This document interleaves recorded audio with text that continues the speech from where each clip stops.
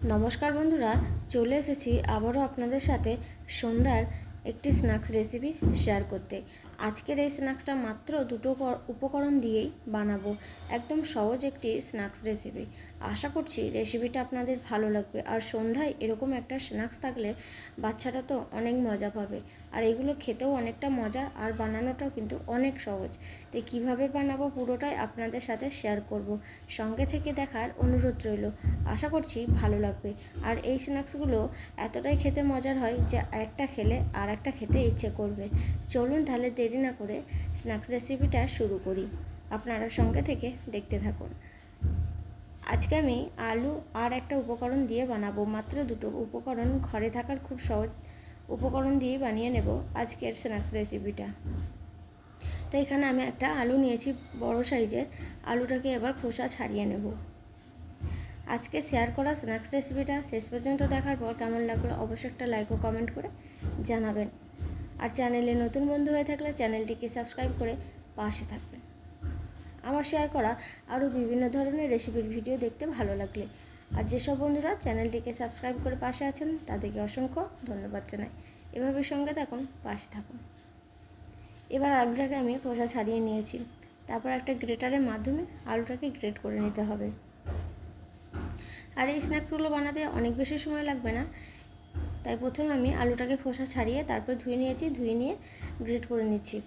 একটা আলু দিয়ে কিন্তু হয়ে যাবে। পুরো আলুটা গ্রেট করা হয়ে গেলে তারপর আমি গ্রেট করা আলুটাকে একটা বাটির মধ্যে দিয়ে নেব। এর আগের দিন আমি নিরামিষ আলু পটল বড়ির একটি নতুন রেসিপি শেয়ার করেছি। যদি না দেখে থাকেন অবশ্যই দেখে নেবেন। আশা করছি রেসিপিটা আপনাদের ভালো লাগবে।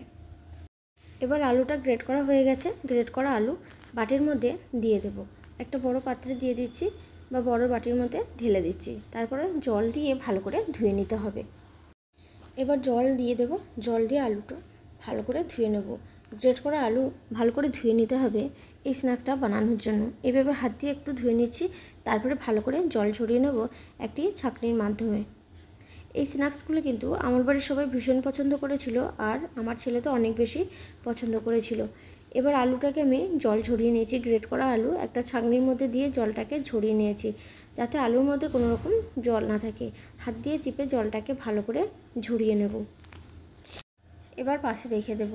আর এদিকে আমি গ্যাসের চুলা অন করে একটা কড়াই বসিয়ে 1 চামচ মতন সাদা তেল দিয়েছি। তেলটাকে গরম করে নিলাম। এবার তেলের মধ্যে ফোড়ন দিচ্ছি সর্ষে, কালো সর্ষে, আর তার সাথে দিয়ে দেবো 1 চামচ গ্রেট করা আদা। এবার আদাটাকে ভালো করে ভেজে নেব তেলের সাথে। সম্পূর্ণ নিরামিষ একটি স্ন্যাক্স রেসিপি শেয়ার করছি। যে কোনো দিনে বানিয়ে খেতে পারবেন। আর বিশেষ করে নিরামিষ দিনে সন্ধ্যায় স্ন্যাক্স খেতে মন হলে কিন্তু এই স্ন্যাক্সটা বানিয়ে খেতে পারবেন। এবার আমি আদাটাকে ভালো করে ভেজে নিয়েছি। তারপর গ্রেট করা আলু দিয়ে আলুটাকে একটু ভেজে নেব। প্রায় 1.5 থেকে 2 মিনিট মতো লো টু মিডিয়াম ফ্লেমে ভেজে নিচ্ছি। তারপর অল্প কিছুটা পরিমাণ জল দিয়ে সিদ্ধ করে নিতে হবে। এভাবে ভেজে নিলে আলুটা অনেকটা ভাজা ভাজা হয়ে যাবে এবং নরম হয়ে যাবে। তারই মধ্যে অল্প একটু জল দিয়ে আলুটাকে সিদ্ধ করে নিতে হবে। এখানে আমি মাত্র একটা আলু দিয়েই বানিয়ে নিচ্ছি আজকের স্ন্যাক্সটা। এবার দিয়ে দিলাম জল, আর দিয়ে দেব একই সাথে সামান্য পরিমাণে লবণ।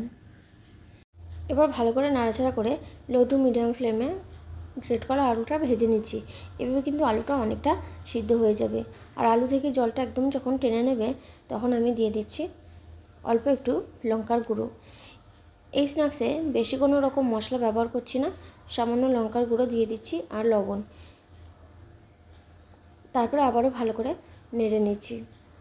এবার আমি দিয়ে দিচ্ছি সাবুদানা। আর এই সাবুদানাটা আমি আগে কড়াইয়ের মধ্যে ভেজে নিয়ে ঠান্ডা করে নিয়েছি। তারপর মিক্সি জারে দিয়ে পাউডার বানিয়ে নিয়েছি। এবার দেওয়ার পরে ভালো করে আলুর সাথে লো টু মিডিয়াম ফ্লেমে একটু এইভাবে নাড়াচাড়া করে নেব। তারপরে একটা ডোয়ের মতো তৈরি করে নেব। এক্সট্রা যে জলটা আছে সেটা একদম টেনে নেবে লো ফ্লেমে। এইভাবে কন্টিনিউ করে নিতে হবে। তারপরে যে একটা ডোয়ের মতো তৈরি হয়ে যাবে তখন আমি একটা থালার মধ্যে তুলে নেব। থালার মধ্যে তুলে একটু ঠান্ডা করে নেব। এভাবে থালাতের মধ্যে দিয়ে দিচ্ছি। কিছুক্ষণ এবার আমি রেখে দেব, ঠান্ডা হওয়ার জন্য অপেক্ষা করব। এবার ঠান্ডা হয়ে গেছে। হাত দিয়ে একটু মেখে নেওয়ার পরে ছোট ছোট ডো করে নেব। স্ন্যাক্সগুলো ভেজে নেওয়ার জন্য। যদি এটা বেশি নরম হয় আবারও একটু মেখে নিলেই কিন্তু হয়ে যাবে। সাবুদানা পাউডার দিয়ে আরেকবার মেখে নিয়ে তারপর আমি একটা ডো তৈরি করে নিচ্ছি। এবার হাতটাকে ধুয়ে হাতের মধ্যে অল্প একটু তেল লাগিয়ে নেব, তারপরে স্ন্যাক্সগুলো তৈরি করে নেব। এখানে একটা পাটার মধ্যে মেখে রাখা ডোটাকে নিয়ে নিয়েছি, সাবুদানা এবং গ্রেট করার আলু। এবার একটা লেচির মতো বানিয়ে নেব। আপনারা আপনাদের পছন্দের মতন স্ন্যাক্সের শেপ দিয়ে নিতে পারেন। এখানে আমি প্রথমে লম্বা করে নিলাম, তারপরে ছোট ছোট করে টুকরো করে কেটে নিচ্ছি। আজকে স্ন্যাক্সগুলো আমি লম্বা শেপে দিয়ে নিচ্ছি, তাই প্রথমে চাকু দিয়ে এইভাবে কেটে নেব, তারপরে শেপ দিয়ে নেব। আপনারা চাইলে পছন্দের মতন শেপ দিয়ে নিতে পারেন।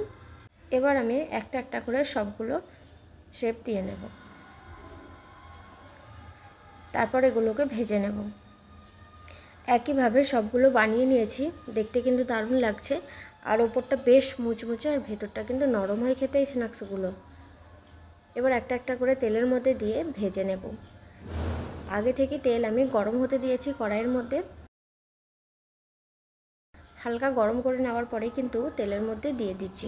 একটা একটা করে দিয়ে দেবো, যতগুলো জায়গা হবে ঠিক ততগুলো দিয়ে ভেজে নেব। দু পিঠ একদম গোল্ডেন ব্রাউন করে ভেজে নিচ্ছি। সঙ্গে সঙ্গে এগুলোকে নাড়ার দরকার নেই, একদিক ভাজা হয়ে গেলে কিন্তু তারপরে উল্টে দিয়ে ভেজে নিতে হবে। আর এইভাবে ভেজে নেওয়ার পরে তারপর তুলে নেব। চারিদিক একদম গোল্ডেন ব্রাউন করে কালার হয়ে গেছে। এবার আমি তেলটাকে ঝরিয়ে অন্য একটা প্লেটের মধ্যে তুলে নিচ্ছি।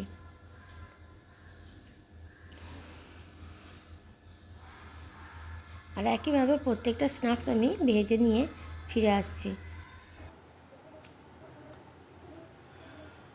এবার আমি একটা স্ন্যাক্স ভেঙে দেখাচ্ছি। এই যে দেখুন, ভেতরটা কিন্তু অনেক সুন্দর হয়েছে আর ওপরটা একদম মুচমুচে।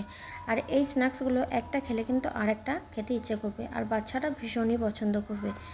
তাই আজকের আমার স্ন্যাক্স রেসিপিটা আপনাদের কেমন লেগেছে বন্ধুরা অবশ্যই জানাবেন।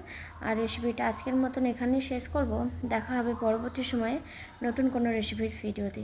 ততক্ষণ সবাই সুস্থ থাকুন, ভালো থাকুন। আর শেষ পর্যন্ত রেসিপিটার সঙ্গে থেকে দেখার জন্য অসংখ্য ধন্যবাদ।